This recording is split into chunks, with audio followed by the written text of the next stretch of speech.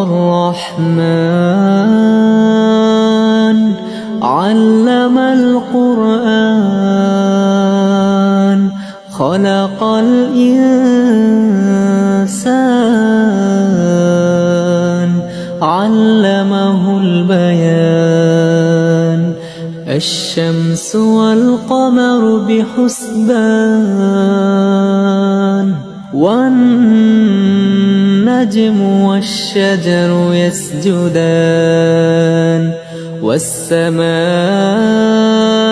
رفعها ووضع الميزان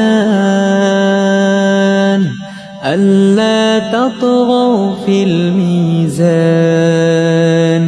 وأقيموا الوزن بالقسط ولا تخسروا الميزان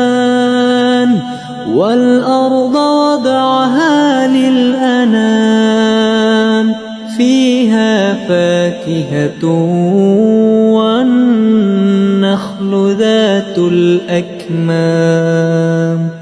والحب ذو العصف والريحان فبأي آلاء ربكما تكذبان خلق الإنسان من صلصال كالفخار وخلق الجان من مارج من نار فبأي آلاء ربكما تكذبان رب المشرقين ورب المغربين